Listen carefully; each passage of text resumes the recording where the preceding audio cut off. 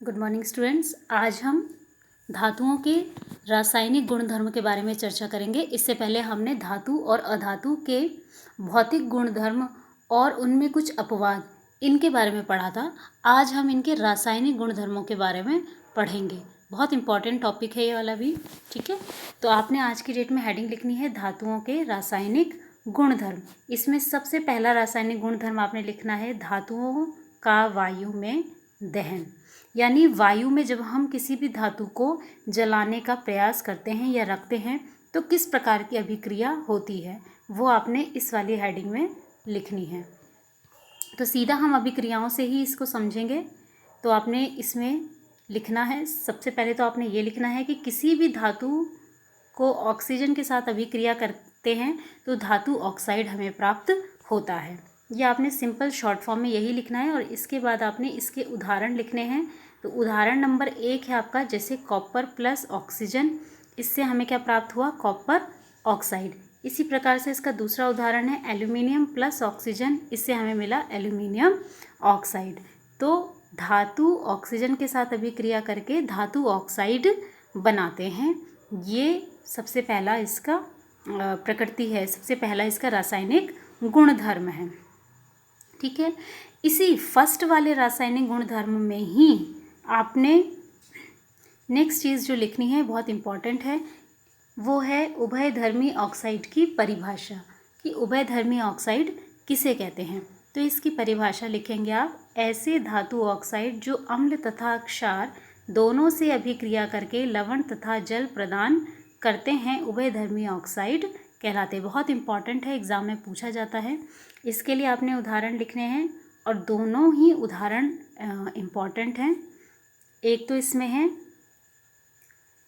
Al2O3 का, तो Al2O3 का एक ही उदाहरण लिख लीजिएगा आप, ये वाला, ठीक है, HCl के साथ मिलके बनाता है।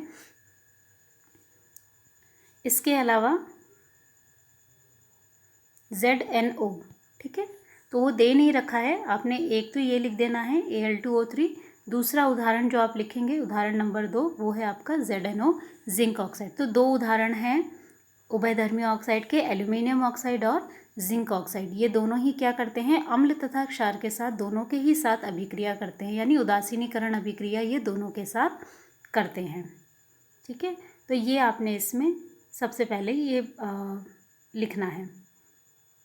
नेक्स्ट जो दूसरा हमारे पास रासायनिक गुणधर्म है, पहला तो वायु में दहन था, दूसरा है धातुओं, इसे चेंज कर दीजिएगा, धातुओं की जल के साथ अभिक्रिया, ठीक है। धातुओं की जल के साथ अभिक्रिया करने पर क्या होता है, तो वो हम इसमें लिखेंगे। तो देखिए, इसमें भी आपने सबसे पहले लिखना है बेसिक, धातु प्लस जल बनाते हैं धातु ऑक्साइड और हाइड्रोजन, ठीक है, ये पहले बनता है, धातु ऑक्साइड और हाइड्रोजन बनता है इसमें। तो देखिए, जब ये और ज़्यादा अभिक्रिया जल के साथ होती रहती है, यहाँ पे अगर थोड़े से जल के साथ अभिक्रिया कराई है तो धातु ऑक्साइड और हाइड्रोजन गैस उत्सर्जित होगी। लेकिन जब हम इसमें बहुत ज़्यादा जल मिला देते हैं और ज़्यादा जल मिला देते हैं, जैसे सेकंड वाले में है, तो वो क्या बन जाता है, धातु की हाइड्रो ऑक्साइड बन जाता है। तो दोनों ही आपने यहाँ पर लिखना है। इसके उदाहरण हैं यहाँ पर दे रखे हैं, दो अलग अलग उदाहरण दे रखे, सारे ही आपने लिखने हैं क्योंकि इससे धातुओं की हमें सक्रियता के बारे में भी पता चलता है। पहला है पोटेशियम के साथ, पहली वाली पोटेशियम और जल की अभिक्रिया कराने के बाद हमें पोटेशियम हाइड्रोक्साइड मिलता है, इसके साथ ही हाइड्रोजन गैस उत्सर्जित होती है। इसमें हमें देखेंगे कि ऊष्मा ऊर्जा भी उत्पन्न हो रही है, मुक्त हो रही है। इसका मतलब हम कह सकते हैं ये किस प्रकार की अभिक्रिया है, ऊष्माक्षेपी अभिक्रिया है, जो हम पहले पार्ट में पढ़ चुके हैं। दूसरा बिल्कुल उसी तरीके से सोडियम प्लस जल, सोडियम हाइड्रोक्साइड, हाइड्रोजन गैस और ऊष्मा ऊर्जा, ये भी क्या है, ऊष्माक्षेपी अभिक्रिया है। इसका उदाहरण नंबर तीसरा है कैल्शियम हाइड्रोजन जल के साथ अभिक्रिया, तो बनाता है कैल्शियम हाइड्रोक्साइड और हाइड्रोजन गैस मुक्त होती है। यहाँ हमें ऊष्मा ऊर्जा नहीं प्राप्त हो रही है, ठीक है। इसके बाद नेक्स्ट आपने जो लिखना है, उदाहरण ही चलते जाएंगे। नेक्स्ट उदाहरण है आपका एल्यूमिनियम और जल के साथ अभिक्रिया करने पे एल्यूमिनियम ऑक्साइड और हाइड्रोजन गैस मुक्त होती है। आयरन के साथ जल की अभिक्रिया होने पर फेरस ऑक्साइड और हाइड्रोजन गैस मुक्त होती है। ठीक है, लेकिन आपने एक बात मुख्य जो इसमें आती है कि ये जो जल है यहाँ पर आपने ये भी लिखना है। जब ये वाली दो अभिक्रिया लिखेंगे तो ये यहाँ पर आप ब्रैकेट में लिख दीजिएगा, ये प्रॉपर जल के साथ अभिक्रिया नहीं करते हैं बल्कि भाप के साथ अभिक्रिया करते हैं। तो भाप आप जानते हैं वाष्प ही है, जल की ही गैसीय अवस्था होती है, इसलिए इसका सूत्र तो जल ही है, H2O ही रहेगा। लेकिन जो उसकी अवस्था होती है वो बदली हुई होती है, वो एक भाप के तौर पर यहाँ पर अभिक्रिया करता है। तो आपने साइड में भाप लिखना है। इसी में आपने नीचे ये भी लिखना है लेड, सबसे लास्ट में ये आपका जल के साथ अभिक्रिया के लिए ही आएगा। लेड, कॉपर, सिल्वर तथा गोल्ड जैसी धातुएं जल के साथ बिल्कुल भी अभिक्रियाएं नहीं करती हैं। हम इससे ये पता लगा सकते हैं कि लेड हो गया, कॉपर हो गया, सिल्वर हो गया, गोल्ड हो गया, ये बहुत ज़्यादा अभिक्रियाशील धातुएं नहीं हैं। जो अभिक्रियाशील हैं, जो कर सकती हैं, उन्होंने अभिक्रिया करी है, लेकिन इन्होंने नहीं करी है, तो ये अभिक्रियाशील धातुएं नहीं हैं।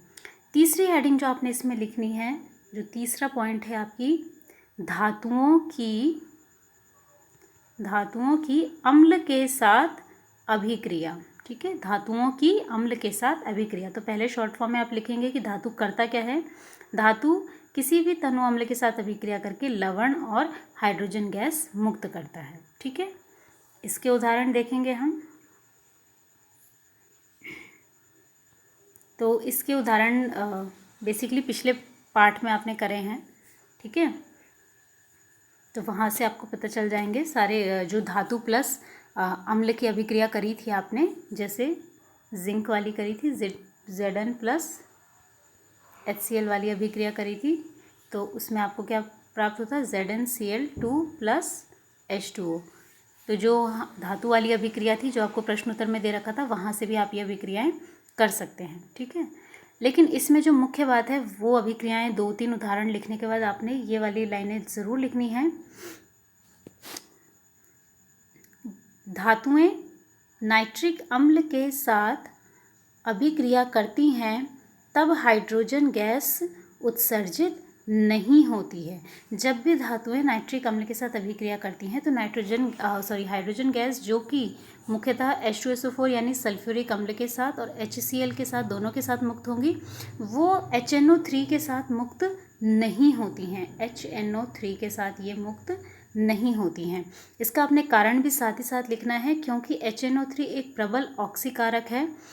तो जैसे ही हाइड्रोजन गैस मुक्त हो रही होती है वो तुरंत ऑक्सीजन के साथ जुड़ जाती है और उसे जल के रूप में परिवर्तित कर देता है। ठीक है, तो ये यहाँ तक इम्पॉर्टेंट है आपके लिए, ये क्वेश्चन पूछा जाता है। लेकिन इसके अलावा नेक्स्ट यहाँ तक लिखने के बाद नेक्स्ट लाइन में आपने लिखना है मैग्नीशियम एवं मैंगनीज अति तनु HNO3 के साथ अभिक्रिया करके हाइड्रोजन गैस उत्सर्जित करते हैं। केवल कौन करते हैं, मैग्नीशियम और मैंगनीज। वो भी कब करते हैं, जब HNO3 कैसा होगा, बहुत ही ज़्यादा तनु होगा, यानी बहुत ही कम, इसकी सांद्रता बहुत ज़्यादा कम होगी, तब जाके ये अभिक्रिया कर सकते हैं। तो यहाँ पर आपने इन 3 मुख्य रासायनिक अभिक्रियाएं या रासायनिक प्रकृति गुणधर्म के बारे में आपने यहाँ तक आज की डेट में काम करना है।